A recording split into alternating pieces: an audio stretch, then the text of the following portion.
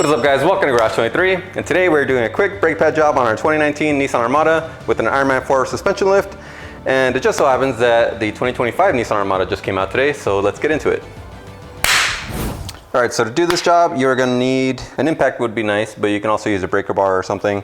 A socket for whatever your lug nuts happen to be. Ours happen to be a 19, yours might be a 21. 17 millimeter socket. Some sort of little metal hook is beneficial, not absolutely necessary. And I like to use these channel locks. You can also use just a flathead screwdriver to compress the piston back in the caliper. There's any number of ways to do that part. There's even like specialized tools specifically just for that. I find this to be easier. So with that stuff in hand, let's go ahead and get started. So all over the forums today, I'm tightening this the wrong way. All over the forums today, we saw that our buddy Marco posted the new 2025 Nissan Armada that just got released to other YouTubers. Not us, unfortunately. And there's a lot of speculation going around. So I took a look at like pretty much all the videos that we could find at the moment. The biggest I don't know, controversy, not really controversy, misconception, I guess, was that the fast lane truck in their video let it slip that it was a solid rear axle and rear suspension. Right away, everyone was like, oh my God, that is like game changing. That is amazing. That puts it on par with like Land Cruiser. And my first thought was like, bull crap, they're not gonna like do that kind of reimagining on a chassis like this in the current economy. That's just not happening. I did a lot more scouring and nobody has bothered to record the undercarriage of the vehicle yet. So you can't really see anything. But on one of the other videos that I did find, they got like just a little glimpse of like the rear subframe, but that was enough for me to tell that there's an eccentric bolt in plain view. And what looks to be a spring bucket, the spring bucket does look different. So I don't know if it maybe just that part is redesigned, because you know we've known under heavier loads that the spring buckets can be compromised. For the most part, if it was a solid rear axle, you wouldn't have an eccentric bolt back there. So I'm pretty confident to say that it's not a solid rear axle, and so it can in fact benefit from our control arms, which you can pick up at garage23.net. Shameless plug. Other than that, the biggest selling point that they were advertising in the videos is that it has a locking rear end, which that is huge. That is awesome, which you would expect in the Pro-4x trim, which is new for the 2025. We've never had a Pro-4x Armada, and this is a great, upgrade. I'm more curious about like what the actual differentials are, because the main issue with Armadas is the front differential is pretty weak. The rear one is not great, but it does all right. But the stuff that comes in the patrols overseas is like significantly beefier. So in my opinion, if we just get those diffs, even if they weren't e-lockers or anything, if we just get those upgraded diffs, I would be happy with that. But the fact that we do have the e-locker option is awesome. The other biggest changes are like the interior, which Nissan has been making like huge strides as far as like interior quality, which this was one of the first vehicles where that was evident, that they were like really trying to step their game up as far as like the interior fit and finish. And that's honestly one of the biggest selling points for me, was that like it actually feels like a proper luxury vehicle, even though this is the Nissan, not the QX80. Actually, fun fact, the first one that we drove was a QX80 that we rented on a trip to Lake Tahoe. Both me and Camera Girl were just like in love with that car. It was like amazing. And from that point on, we're like, okay, we're getting one of these. We're gonna make it happen. And we did, just in like a slightly different trim, which we preferred, because like the QX80 only came with like captain's chairs in the back, and we wanted the complete rear row and third row seating, which in the new 2025, they said that there's a little more room in the third row seat, which, let's be honest, there's not a whole lot of room back there. So if it is more room, it's probably like less than an inch or whatever. But that being said, that you can fit an adult human back there if you need to. So that was one of the biggest selling points for us, because we like to take the whole family on road trips when we can. The first thing that I loved is that like the colors and stuff are like way more modern. The patterns on the stitching is super cool. And that was one of the only things that I actually hated on this truck, is that it has brown piping, literally Tootsie Rolls lining your seats, which I still hate.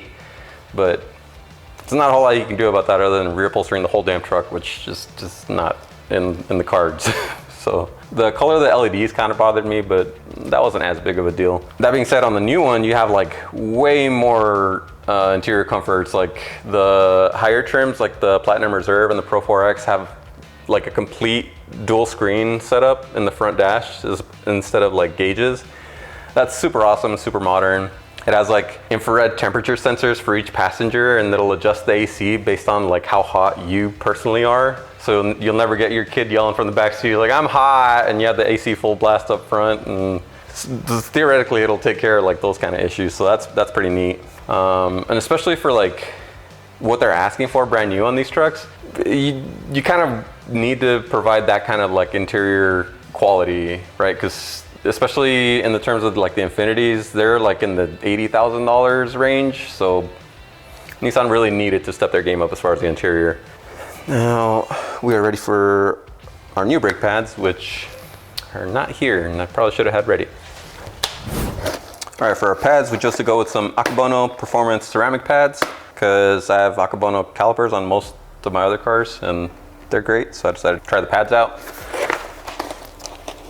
That being said, this is actually like the first thing that's really gone wrong with this truck, other than, you know, the obvious standard brake switch battery kind of issues. Battery is draining unnecessarily.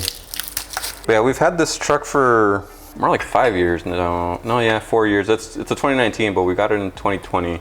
So we've had it for like 4 years. It really hasn't let us down, other than the brake draining issue, which the first time that happened was on a road trip in California, and I had to buy a new battery then because I didn't know about the whole smart charging plug thing. Engine wise, it's been like super reliable, and that's another question with the 2025 model, is that they are not offering a V8 this time around, which is kind of a bummer because, you know, there had to be a compromise, right? We couldn't get the best of everything. So we got like upgraded suspension, lockers, hopefully upgraded diffs. We're not sure on that one yet, but we lost the VK56, and in its place, I can only assume it's a VR based block, because they said it's a 3.5 liter, and we know they're not making a VQ anymore. So most of the engines in like the Infinities and 370s or 400Zs are VR blocks, VR30s. So this is most likely a stroked version of that. I mean, the VR30 has not been great. Like the turbos kind of suck, and they don't hold up to strenuous use. So that's another issue, is like, is it gonna be as reliable? I'm leaning towards probably not. We've been lucky with the VKs that by this point, it's a pretty ironed out platform.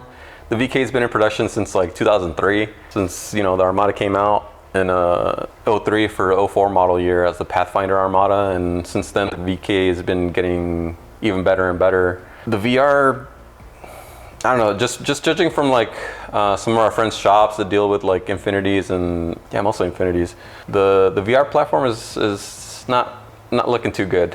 So the other issue is that they were boasting about a four-wheel air ride suspension. Like on the Platinum Reserve and presumably the Pro-4x too, you could actually lift and lower the truck, you know, whenever you want, just from a dial, which sounds good, right? But I know any of you guys that have dealt with the rear air ride in these, the first thing you're gonna do is rip that crap out, because it is absolutely garbage. I can't imagine they switched suppliers for that stuff, so I don't have too much faith in that suspension setup either. I would have preferred them go with something like, because I think Toyota does like Fox suspension in theirs or something like that. Some sort of upgraded like factory suspension would have been nice to see, as opposed to the air ride and stuff like that.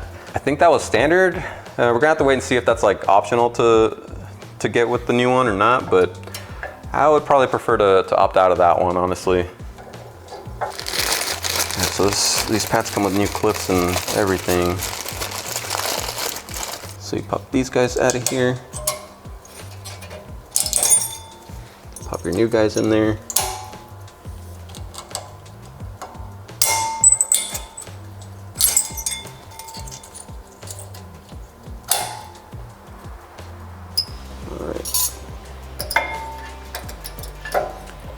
Now we can slide our pads in. Then you also get these little springs that help to pull the pads away from the rotor so you don't get as much drag. You go like that. I can't see the other side. So yeah. So that way, when you're off the brakes, they pull the pad away from the rotor so you don't get any drag or premature wear or anything like that. Now to compress our pistons, just give it a good old squeeze with this guy.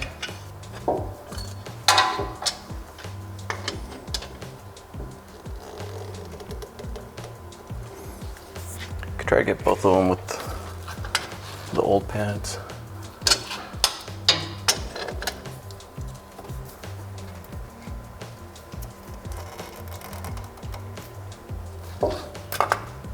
Yeah, that's probably good. I just slap the caliper back on and it should be good. So the other biggest difference, I guess you could say, is the styling of the new one. Personally, I don't like the way Nissan's been going with their design. I gotta say, it's like they're looking at Ford and copying their homework.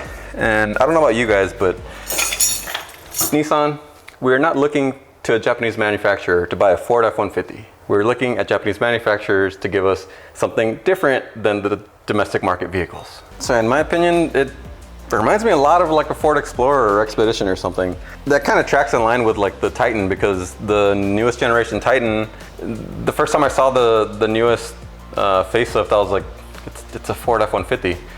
Right down to the side window shape on the lower windowsill. I was like, why?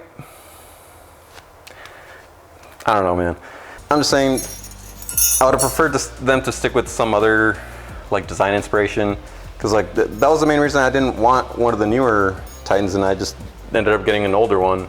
Also, the price may or may not have been a factor, but still, like I think the older Titans are like a better, more unique design than the new ones were.